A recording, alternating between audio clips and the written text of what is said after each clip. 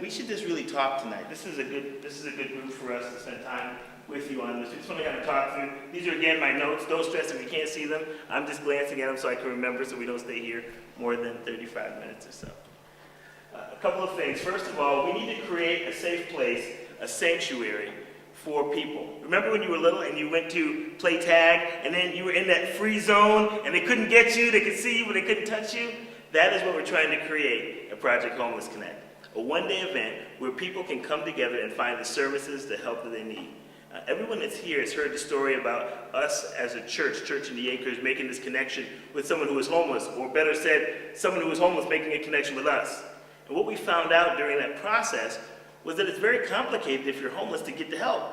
Because there's many agencies in the city, but there are 2 agencies here and then 4 across the other side of the city. 2 that are open on Wednesdays, Tuesdays, and Thursdays, and 4 that are open on Mondays, Fridays, and sometimes on Saturdays. At certain hours, people have lunch breaks.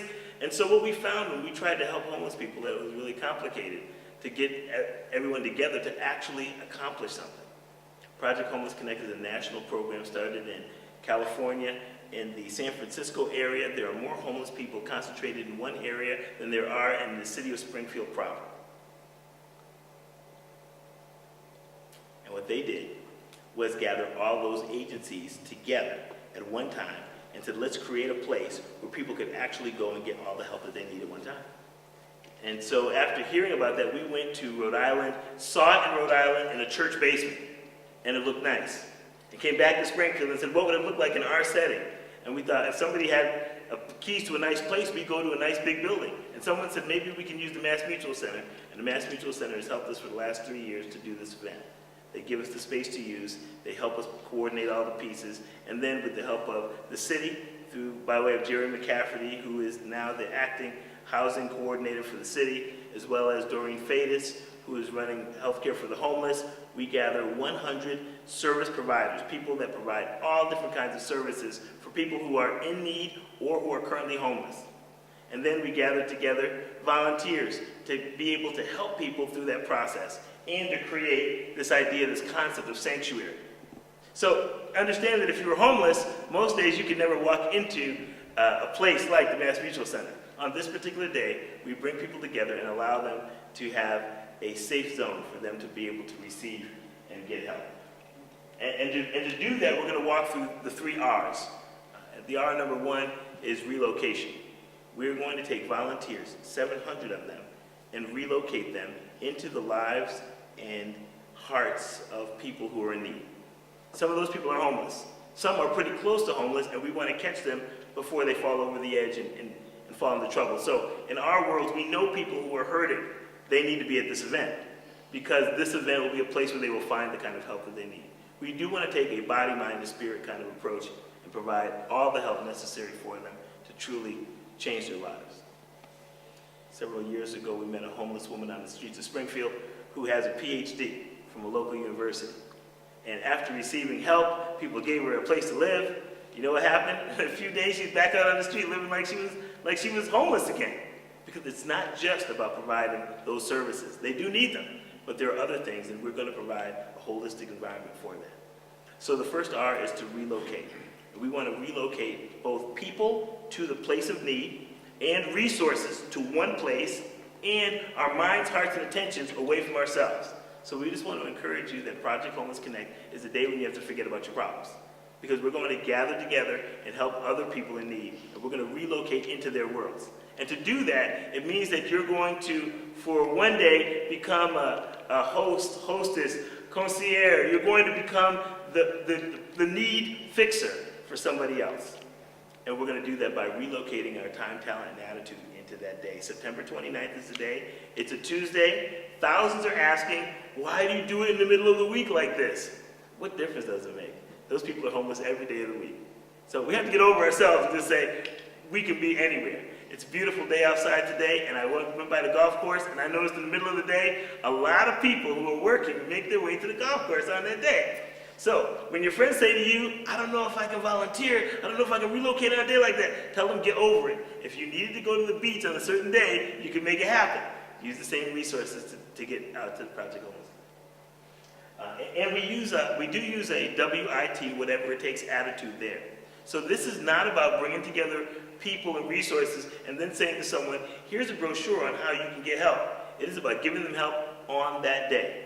So to give you a glimpse back, when we think about the other Project Homeless Connects that have happened in the city of Springfield, things like people receiving their IDs on the spot, people getting birth certificates within 8 days of the time that they were there, people getting medical exams, including HIV testing right there, dental screenings and exams going on, people getting eye care on the spot. Those are all things that are happening right there because we're going to try to relocate into their needs and take care of the 2 E's, easing and ending homelessness. So it is not just about providing places for them to sleep, although last year, well over a dozen people left there literally with keys to a place to sleep that night. However, additionally, we want to be able to talk about this easing process, which means a guy walks into the place and says, listen, I don't have a place to stay, but I'm hungry right now. The person that's helping them says, well, I kind of want to take you to someone to talk to about a place to stay. No, I'm hungry. So they go and they eat. A minute later, they get up and says, well, would you like to look at a job? Or maybe we should go look at an apartment. No, I don't want to do any of that. I need a haircut. And so they walk over and we cut 400 heads of hair last year.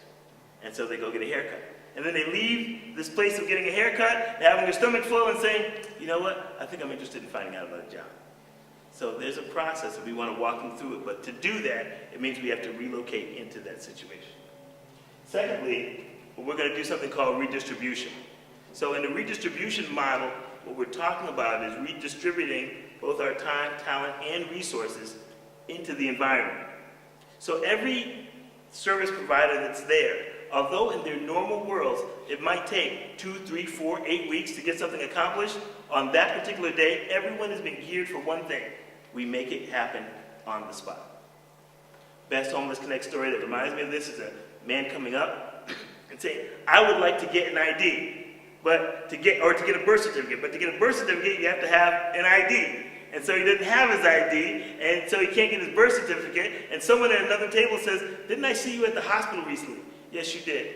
What did you do there? Well, I had this procedure done. Well, then you have medical records. Somebody else says, well, we can get him over to the hospital, get his medical records, and bring it back. Yeah, but we need a notary. Somebody at the other table says, I'm a notary down here, I can make that happen. Within a few moments, this person has everything they need. They're able to get their ID, they're able to get their birth certificate, and really, the process is one that we could use in every environment. But on that day, on September 29th, it becomes a reality that we redistribute how we even do business and do life. Additionally, you saw pictures of people eating food, whether we're talking about Hood, Big Y, Garlic, all the different companies in the area, as well as local churches, are going to provide massive amounts of food. We're going to serve over 2,000 meals that day. And not the typical sandwiches that people are so used to. If you're homeless, you eat a lot of processed meat. And so we're going to take it several more steps above that. There's 300 pounds of bacon that's being cooked in the morning, eggs, bacon. And this is not just to say we want to, quote, feed the homeless. We want to eat with the hungry. So we want to encourage you, come hungry, because we're all going to eat together. But we're going to redistribute that process as well so that the things that would happen at any other conference happen on this particular day. Now, the last time I was in the Mass Mutual Center was with my wife, and she was going to a women's conference, so she brought me to a women's conference, and several hundred women walked through the door of this conference center, and my wife forgot that she had a husband. She took off, left me. Because what else do you do at a conference? You go, you get a bag, and so she got her bag, and the next thing you know, she went to go collect her stuff. Because that's what you do at a conference. You go there, and they got free stuff, and you go get your stuff. It'll be no different on that day. And so people have redistributed what they have to make it available, just like we would for anyone else at any other conference. And of course, things that are fitting and suited to the conference environment, including we're looking for 1,000 pairs of new or gently used sneakers and work boots. Because someone had a dream, a vision, that if we could just do one good thing, it would be great to say every single person could leave with a brand new pair or almost new pair of shoes if they would like to that day. So we're going to provide that. But again, to do that, we're all going to have to redistribute what we have to make that